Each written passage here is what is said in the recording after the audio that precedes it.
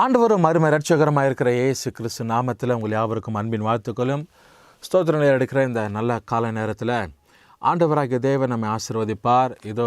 இது கர்த்தர் உண்டு பண்ணின நாள், இதில் மகிழ்ந்து களிக்கூற கடும்னு சொல்லி ஆண்டவருடைய வசனத்தில் நம்ம வாசிக்கிறோம். பிரியமான தேவ ஜனமே, இந்த நிகழ்ச்சியை இந்த நாளில் கர்த்தர் உங்களுக்கு ஆசீர்வாதமாக நடத்துவார். அதனால் மீண்டுமாய் ஒரு கிரேஸ் தொலைக்காட்சியின் வாயில் அவங்களை சந்திப்பதில் மிகுந்த மகிழ்ச்சியாக இருக்கிறேன். கர்த்தர் நம்மை ஆசீர்வதித்து பாதுகாத்து நடத்துகிற தேவனாக இருக்கிறார். ஆகினால இந்த நாள் உங்களுக்கு ஒரு பெரிய ஆசீர்வாதமான நாளாக இருக்கட்டும். கைட்டு செய்கிற எல்லா கையின் காரியங்களையும் கர்த்தர் ஆசீர்வாதமாக நடத்துவார். கர்த்தருடைய வார்த்தையை கவனிப்பதற்கு முன்பதாக ஒரு 2 வினாடி கண்களை மூடி நம்ம ஜெபிப்போம். நல்ல ஆண்டவரே, உம்மை துதிக்கிறேன்.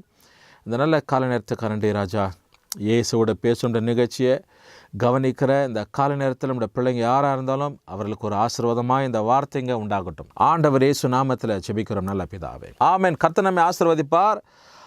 உபாகமத்தின் புத்தகம் 15ஆம் அதிகாரம் 10வது வசனத்தை நாம் இந்த கால நேரத்தில் தியானிக்க போகிறோம். கர்த்தர் நமக்கு இந்த நாளில் என்ன வார்த்தைகளை இந்த வேதத்தின் ஊடாய் நம்மோடு கூட பேசுவார் என்றதான ஒரு காரியத்தில் கர்த்தர் நமக்கு உதவி செய்கிற தேவனாக இருக்கிற, விசேஷமாக பரிசுத்த ஆவியானவர் நமக்கு வழிநடத்துதல் தேவனாக இருக்கிறார். அதனால் உபாகமம் 15:10 இப்படியே சொல்லப்படுகிறது. நான் உங்களுக்காக வாசிக்கிறேன் பாருங்கள். அது நிமித்தமாக உன் தேவனாகிய கர்த்தர் உன்னோட எல்லா காரியங்களிலும் நீ செய்கிற எல்லாவற்றிலும் ஆண்டவர் உனக்கு ஆசீர்வதிப்பார்னு சொல்லி ஆண்டவருடைய வசனத்தை நம்ம வாசிக்கிறோம். நீ கையிட்டு செய்யும் எல்லா காரியங்களும் உன்னை ஆசீர்வதிப்பார் அப்படின்னு சொல்லி ஆண்டோட வசனத்தில் வாசிக்கிறோம். எனக்கு அருமையான தேவ ஜனமே, பிரியமானவர்கள், இந்த கால நேரத்தில் ஆண்டோடைய வார்த்தை உனக்கு நேராக வருகிறது. நீ கையிட்டு செய்யும் எல்லா காரியங்களும் உனக்கு தேவன் ஆசீர்வதிப்பார்னு சொல்லி. அப்போ தேவன் நம்முடைய காரியங்களை ஆசீர்வதிக்கிறவர், நம்முடைய கிரியைகளை கர்த்தர் ஆசீர்வதிக்கிறவர். நம்முடைய நினைவுகளும் நம்ம யோசிக்கிற காரியங்களும் எதெல்லாம் நம்ம நினைக்கிறோமோ தேவ சமூகத்தில் அவைகளை கர்த்தர் நமக்கு கட்டாயம் ஆசீர்வாதமாக மாற்றி தருவார் என்றதான ஒரு நிச்சயம், ஒரு விசுவாசம், நம்பிக்கை நமக்குள்ளே இருக்க வேண்டும். ஆகினால தேவனாகிய கர்த்தர் அவர் நமக்கு எல்லா காரியங்களிலும் கைக்கூடி வரும்படிக்கு தேவன் உதவி செய்கிறார். ஒரு உதாரணத்துக்கு நாம் சொல்லுவோம், ஒரு வீடை கட்டுகிறோம், இல்லது ஒரு வாகனத்தை வாங்குகிறோம், இல்லை ஏதோ ஒரு நல்ல காரியம் நம்முடைய குடும்பத்தில் நடக்குது அப்படின்னா அதற்கு நாம் தேவ சமூகத்தை முதல் வைத்து ஆண்டவர் நம்மை நடத்தி கொடுக்கணும். தேவன் தான் எனக்கு எல்லா அனுகிரகத்தை பாராட்டணும், கர்த்தர் தான் எனக்கு காரியங்களை வாய்க்க பண்ணணும் அப்படின்னு சொல்லி நாம் தேவ சமூகத்தில் ஒரு திட்டத்தோடு நாம் செயல்படும் போது அந்த கையின் காரியங்களை கர்த்தர் வாய்க்க பண்ணுகிற தேவன் இருக்கிறார். அதுதான் தேவனுடைய திட்டம். It is a will of God.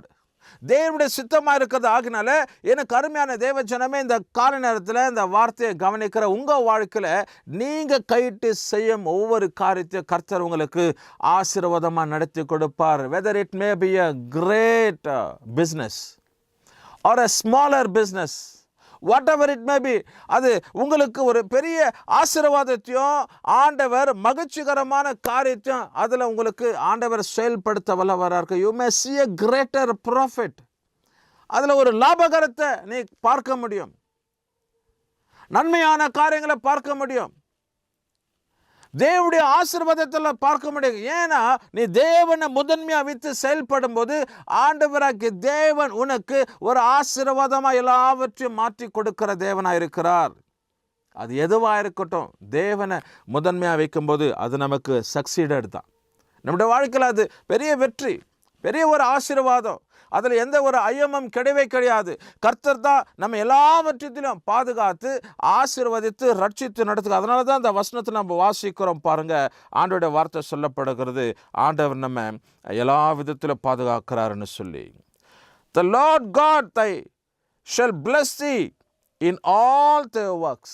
உன்னுடைய எல்லா வேலைகளிலும், whatever you do, whatever you plan, whatever is going on, everything will be succeeded. The work is from the Lord. The strength is from the Lord.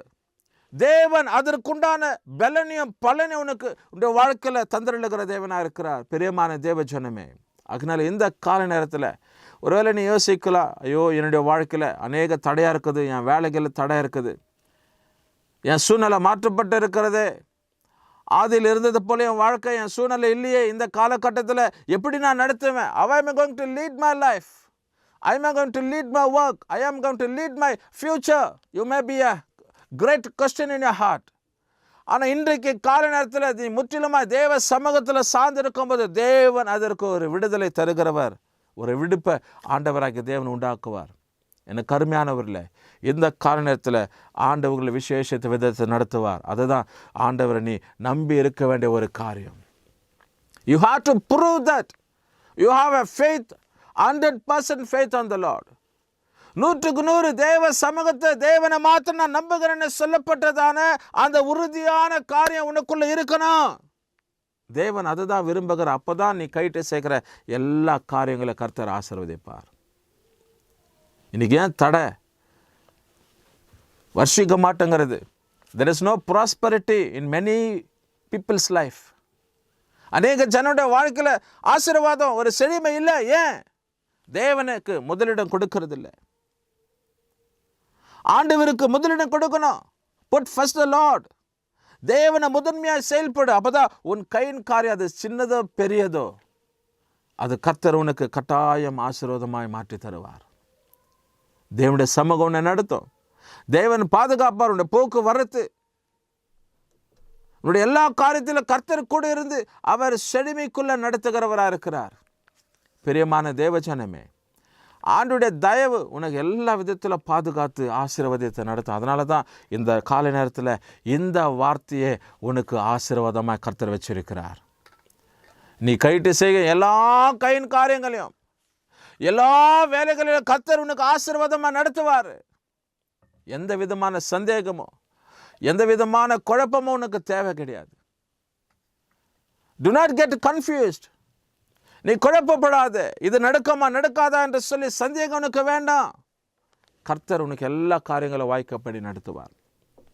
அதனால தான் இந்த உபாகமம் 15ஆம் அதிகாரத்தில் இந்த வசனத்தில் நாம் இப்படி இந்த கால நேரத்தில் உங்களுக்கு ஒரு உற்சாகத்தை கொடுக்கும், உங்களை கொஞ்சம் உயர்த்தும், ஞானத்தை கொடுக்கும், பலனை தரோம்னு சொல்லி இந்த வார்த்தை உங்களுக்கு முன்பதாக வைக்கப்படுகிறது. கர்த்தர் நம்மை ஆசீர்வதிப்பார்.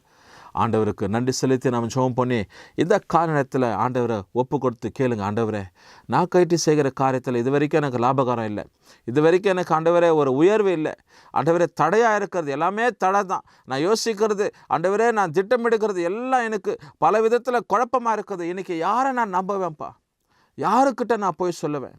யாரிடத்துல ஒப்புவிப்பேன்? கர்த்தர் தான் என்னை நடத்தணும்னு சொல்லி ஆண்டவர்கிட்ட கேளுங்க. கர்த்தர் நடத்துவார். நல்ல ஆண்டவரே, துதிக்கிறோம். இந்த கால நேரத்தில் இயேசுவோடு பேசுவோம் என்ற நிகழ்ச்சியை பார்த்து ஆண்டவரே நீ கையிட்டு செய்யும் எல்லா கையின் காரியங்களை உனக்கு ஆசீர்வாதமாக நடத்துவார்னு சொல்லி சொல்லப்பட்ட வார்த்தைகளுக்கு நன்றி ராஜா. Bless this word, bless the people who listen this word of Father God. உங்களுடைய கரத்தில் ஒப்பு கொடுக்கிறோம். ஆசீர்வாதம் இயேசு கிறிஸ்து நாமத்தில் ஜெபிக்கிறோம் நல்ல பிதாவே. கர்த்தர் உங்களை ஆசீர்வதிப்பார்.